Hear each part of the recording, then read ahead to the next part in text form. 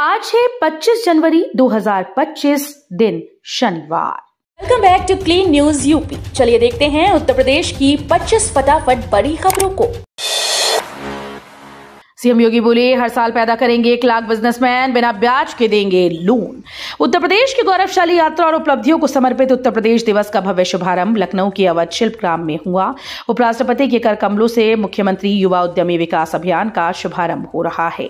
इस योजना के तहत प्रतिवर्ष 1 लाख युवाओं को उद्यमी बनने का अवसर मिलेगा। 21 से 40 वर्ष की आयु के युवाओं को ब्याज मुक्त ऋण प्रदान किया जाएगा। पहले चरण में 5 लाख तक का ऋण और दूसरे चरण में 10 लाख तक का ऋण दिया जाएगा। ग्रेटर नोएडा एक्सप्रेसवे पर बनेंगे 2 नए अंडरपास। ग्रेटर नोएडा एक्सप्रेसवे पर 2 नए अंडरपास बनाने का रास्ता साफ हो गया है। दोनों अंडरपास बनाने के लिए आईआईटी रुड़की ने मंजूरी दी। आईआईटी की मंजूरी के बाद प्राधिकरण के सीईओ ने भी स्वीकृति दे दी है। इनके बनने से एक्सप्रेसवे के दोनों तरफ आना जाना आसान हो जाएगा। प्राधिकरण के अधिकारियों के अनुसार जट्टा गांव और सुल्तानपुर गांव के सामने ये अंडरपास बनाए जाएंगे। दोनों अंडरपास के लिए जल्द ही टेंडर की प्रक्रिया की जाएगी। गणतंत्र दिवस परेड महाकुंभ सॉन्ग पर थिरकेंगे छात्र, सड़क पर निकलेंगी तोप और आसमान से बरसेंगे फूल। गणतंत्र दिवस के मौके पर इस बार होने वाले आयोजन महाकुंभ थीम पर होगा। पर्यटन विभाग महाकुंभ पर आधारित झांकी निकालेगा। श्री राम एकेडमी के छात्र छात्राएं महाकुंभ के थीम सॉन्ग पर नृत्य प्रस्तुति देंगे। इसके अलावा खास आमंत्रण पर मध्य प्रदेश पुलिस के रंगरूट अपने शौर्य का प्रदर्शन करेंगी। परेड में तोप भी शामिल होंगी। इस दौरान हेलीकॉप्टर से फूल बरसाए जाएंगे। अयोध्या राम मंदिर का निकास मार्ग होगा और चौड़ा, भीड़ में राम भक्तों को होगी आसानी। अयोध्या राम मंदिर में राम भक्तों की सुविधाओं को देखते हुए नित नए प्रयोग किए जा रहे हैं। इस क्रम में अब निकास मार्ग के कुछ मीटर के हिस्से को और चौड़ा किया जा रहा है, जिससे ज्यादा संख्या होने के बावजूद श्रद्धालुओं को मंदिर से बाहर निकलने में दिक्कतों का सामना न करना पड़े। 15 से 20 मीटर तक मार्ग को चौड़ा करने का कार्य शुरू कर दिया गया है, जिसे 2 दिन के भीतर पूरा करने की तैयारी की गई है। मिल्कीपुर में मोईद खान का नाम लेकर योगी का अखिलेश पर बड़ा हमला। अधिसूचना जारी होने के बाद मिल्कीपुर में शुक्रवार को मुख्यमंत्री योगी आदित्यनाथ की पहली जनसभा हुई। सीएम योगी ने जनसभा को संबोधित करते हुए कहा कि सपा के लोग माफिया को बढ़ावा देते हैं। हम राम की परंपरा में विश्वास करने वाले लोग हैं। अयोध्या में तेजी से विकास हो रहा है। उन्होंने अयोध्या में 12 वर्षीय लड़की से गैंगरेप के आरोपी मोईद खान का नाम लेकर अखिलेश पर जमकर हमला किया। उन्होंने कहा कि दुष्कर्म की घटनाओं में सपा सुप्रीमो डीएनए की मांग करते हैं, जबकि बिटिया का बयान ही काफी है। स्वास्थ्य विभाग में कर्मचारियों की फर्जी नियुक्ति मामले में कई अफसरों पर लटकी तलवार। स्वास्थ्य विभाग में 79 कर्मचारियों को बर्खास्त करने के बाद अब उन्हें नियुक्ति करने वाले अधिकारियों पर भी कार्रवाई की तलवार लटकी है। कई अधिकारी सेवानिवृत्त हो चुके हैं। ऐसे में उनकी खोजबीन की जा रही है, जिससे उनको नोटिस भेजा जा सके। हाईकोर्ट ने कहा, धार्मिक स्थल प्रार्थना के लिए हैं, लाउड स्पीकर इस्तेमाल करने का अधिकार नहीं। इलाहाबाद हाईकोर्ट ने एक याचिका को खारिज करते हुए कहा कि धार्मिक स्थल मुख्यतः ईश्वर की प्रार्थना के लिए होते हैं, इसलिए लाउड स्पीकर के प्रयोग को अधिकार नहीं कहा जा सकता, विशेषकर तब जब ऐसा प्रयोग अक्सर निवासियों के लिए परेशानी का कारण बनता हो। गोरखपुर में 26 करोड़ की लागत से लाल जग्गी पार्क का होगा सौंदर्यीकरण, आधुनिक सुविधाओं से होगा लैस। शहर की बढ़ती आबादी को मनोरंजन, योगा, टहलने समेत कई सुविधाओं को देने के लिए नगर निगम गोरखपुर राज्य स्मार्ट सिटी योजना के अंतर्गत पार्कों के सुंदरीकरण और उसमें व्यवस्थाओं को स्थापित करने में जुटा है। लाल जग्गी पार्क, जो नेहरू पार्क के नाम से भी जाना जाता है, उसे संवारने जा रहा है। करीब 26 करोड़ की लागत से इसे बेहद खूबसूरत और आधुनिक सुविधाओं से सुसज्जित किया जाएगा। इलाहाबाद हाईकोर्ट ने बेसिक शिक्षा विभाग की प्रोन्नति सूची निरस्त करने का आदेश किया रद्द। बेसिक शिक्षा विभाग में अध्यापकों की प्रोन्नति सूची रद्द करने सचिव बेसिक शिक्षा परिषद प्रयागराज के आदेश को हाईकोर्ट ने रद्द कर दिया है। कोर्ट ने सचिव के आदेश के क्रम में जारी बीएसए बुलंदशहर के आदेश को भी रद्द किया। बुलंदशहर के आदित्य कुमार और अन्य की याचिकाओं पर सुनवाई करते हुए न्यायमूर्ति प्रकाश पाड़िया ने कहा कि सचिव का आदेश नैसर्गिक न्याय का स्पष्ट उल्लंघन है। यूपी स्थापना दिवस के मौके पर उपराष्ट्रपति ने की योगी आदित्यनाथ की तारीफ। उपराष्ट्रपति जगदीप धनखड़ ने उत्तर प्रदेश के मुख्यमंत्री योगी आदित्यनाथ के नेतृत्व में चल रही सरकार की तारीफ करते हुए कहा कि उनके आने से यूपी में 180 डिग्री परिवर्तन हो गया है। धनखड़ ने कहा कि एक मामले में सीएम योगी कटघरे में हैं क्योंकि उन्होंने अपराध पर करारा प्रहार किया और राज्य की कानून व्यवस्था बेहतर कर दी है।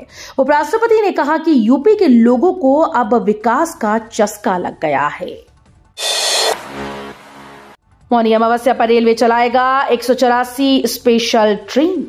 मौनी अमावस्या स्नान पर्व के लिए उत्तर मध्य रेलवे और पूर्वोत्तर रेलवे ने पूरी तैयारी कर ली। उसी के तहत मौनी अमावस्या पर पूर्वोत्तर रेलवे 184 विशेष ट्रेन चलाएगा। बनारस, भटनी, गोरखपुर, अयोध्या धाम, छपरा, आजमगढ़, दोहरी घाट आदि जगहों के लिए ट्रेन का संचालन होगा। महाकुंभ में वक्फ बोर्ड खत्म करने और सनातन बोर्ड बनाने की मांग। दुनिया के सबसे बड़े मेले में पहुंचे संतों महंतों ने सरकार से सनातन बोर्ड के गठन की मांग की। प्रधानमंत्री नरेंद्र मोदी और मुख्यमंत्री योगी आदित्यनाथ को महाकुंभ का यजमान बताते हुए 2 दक्षिणा मांगी। एक तो वक्फ बोर्ड समाप्त हो और दूसरा सनातन बोर्ड का गठन किया जाए। आज प्रयागराज आएंगे सीएम योगी। पीएम के आगमन से पहले तैयारियों का लेंगे जायजा। सीएम योगी आदित्यनाथ आज महाकुंभ आएंगे। मौनी अमावस्या के दिन होने वाले बड़े शाही स्नान और पीएम नरेंद्र मोदी के आगमन की तैयारियां जारी हैं। इन्हीं तैयारियों को परखने के लिए सीएम योगी प्रयागराज की दौरे पर रहेंगी। राष्ट्रपति, प्रधानमंत्री, गृह मंत्री और रक्षा मंत्री ने यूपी दिवस की दी शुभकामनाएं। उत्तर प्रदेश के स्थापना दिवस पर देश के शीर्ष नेताओं ने प्रदेशवासियों को शुभकामनाएं दी हैं। राष्ट्रपति द्रौपदी मुर्मू, प्रधानमंत्री नरेंद्र मोदी, गृह मंत्री अमित शाह, रक्षा मंत्री राजनाथ सिंह और पूर्व राज्यपाल राम नाईक ने यूपी दिवस की शुभकामनाएं दी। सोशल मीडिया प्लेटफॉर्म एक्स पर सभी बड़े नेताओं ने यूपी दिवस को लेकर अपने संदेश जारी किए। लखनऊ में 1 फरवरी से बड़े दामों पर मिलेंगे इस योजना के फ्लैट। उत्तर प्रदेश की राजधानी लखनऊ में अगर आप फ्लैट लेने के इच्छुक हैं तो जल्दी करिए। 1 फरवरी से फ्लैट के दामों में बढ़ोतरी हो गई है। Multi storey Aahana greens apartment योजना के फ्लैट के दाम में 20% की वृद्धि की गई। पहले फ्लैट की कीमत 71 लाख रुपए थी, जिसकी कीमत 84 लाख रुपए के करीब हो जाएगी। इस तरह फ्लैट के दाम में 13 से 14 लाख रुपए बढ़ गए हैं। महाकुंभ में अब रामलला के भी दर्शन, 50 रुपए का लेना होगा टिकट। महाकुंभ नगर के सेक्टर 1 में अयोध्या की तरह बने राम मंदिर में गुरुवार से रामलला का दर्शन शुरू हो गया। पूरे दिन उहापोह के बाद शाम 4 बजे रामलला के दर्शन के लिए मंदिर का द्वार खोल दिया गया। शाम से रात तक सैकड़ों लोगों ने 50 रुपए का टिकट लेकर रामलला का दर्शन किया। मंदिर की सुरक्षा में लगे गार्ड मंदिर खुलने का आश्वासन दे रहे थे, लेकिन समय किसी को पता नहीं था। संभल में बुलडोजर एक्शन के खिलाफ अवमानना पर सुनवाई करेगा सुप्रीम कोर्ट। सुप्रीम कोर्ट ने संभल में बुलडोजर एक्शन के संबंध में अपने आदेश के उल्लंघन को लेकर दायर अवमानना कार्यवाही शुरू करने की अनुरोध वाली याचिका पर 1 सप्ताह के बाद सुनवाई करेगा। याचिका न्यायमूर्ति BR गवई और न्यायमूर्ति ऑगस्टिन जॉर्ज मसीह की पीठ के समक्ष सुनवाई के लिए आई थी। याचिकाकर्ता मोहम्मद गयूर की ओर से पेश हुई वकील ने सुनवाई के लिए कुछ समय का स्थगन मांगा और कहा कि बहस करने वाले व्यक्ति व्यक्तिगत परेशानी में हैं। अरविंद केजरीवाल के सपोर्ट में उतरे अखिलेश यादव, सीएम योगी को दिया नया चैलेंज। दरअसल सपा के राष्ट्रीय अध्यक्ष और उत्तर प्रदेश के पूर्व मुख्यमंत्री अखिलेश यादव ने मुख्यमंत्री योगी आदित्यनाथ द्वारा आम आदमी पार्टी के प्रमुख अरविंद केजरीवाल को यमुना नदी में दिल्ली सरकार के मंत्रियों के साथ नहाने की चुनौती देने के 1 दिन बाद शुक्रवार को उन पर तंज कसा। इस दौरान सपा प्रमुख ने एक्स पर बिना किसी का नाम लिए एक पोस्ट में कहा कि दूसरों को चुनौती देने वाली अपने प्रदेश में मथुरा से गुजरती यमुना जी में आचमन करके दिखा दे। खो खो विश्व कप जीतकर लौटे आकाश पालियान का अलीगढ़ में भव्य स्वागत। खो खो विश्व कप जीतकर दिल्ली से अलीगढ़ के चप्पल इलाके तक यमुना एक्सप्रेसवे से होते हुए इंडियन खो खो टीम के खिलाड़ी आकाश पालियान अपने गांव बसीरा पहुंचे। पूरा गांव अपने लाल की कमाल से खुद को गौरवान्वित महसूस कर रहा था। विश्व कप जीतने के बाद पहली बार गांव लौटे आकाश का फूल मालाओं और ढोल नगाड़ों के साथ जोरदार स्वागत किया गया। कई जिलों में नकली स्टैंप से रजिस्ट्री की आशंका, शासन ने सभी डीएम को जारी किया आदेश। मेरठ में पकड़े गए जाली स्टाम्प पेपर की जांच अब यूपी के 75 जिलों तक पहुंच गई। लखनऊ, कानपुर, गाजियाबाद, नोएडा सहित प्रदेश के अन्य जिलों में भी जाली स्टाम्प से संपत्तियों की रजिस्ट्री की आशंका जताई गई।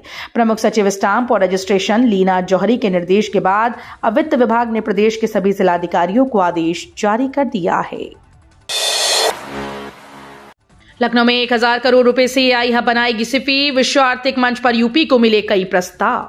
दावोस में विश्व आर्थिक मंच सम्मेलन में उत्तर प्रदेश ने वैश्विक व राष्ट्रीय कंपनीज के साथ कई महत्वपूर्ण समझौते किए। लॉर्ड्स मार्क इंडस्ट्रीज प्रदेश में 300 मेगावाट का सोलर प्लांट और रूफटॉप विंड एनर्जी टरबाइन स्थापित करने के लिए 1200 करोड़ रुपए का निवेश करेगी। आम बजट 2025 में मनरेगा के बजट में हो सकती है बढ़ोतरी, ग्रामीण क्षेत्रों को मिल सकता है फायदा। केंद्र सरकार की ओर से आम बजट 2024-25 1 फरवरी 2025 को पेश किया जाएगा।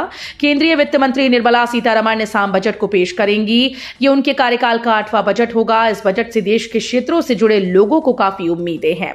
इस तरह उम्मीद की जा रही है कि इस बजट में कृषि और इससे जुड़े क्षेत्रों को सौगात मिल सकती है। आशा है कि सरकार किसानों के लिए कुछ नई घोषणा कर सकती है। इसके लिए बजट बढ़ाया जा सकता है। अब सड़क हादसे में आएगी कमी। देश की पहली एडीएस स्मार्ट सिटी का काम शुरू। कार चालकों के यात्रियों की सुरक्षा और आरामदायक सफर के लिए कार निर्माता कंपनी अपनी कारों को advance driver assistance system lace कर बाजार में उतार रही है।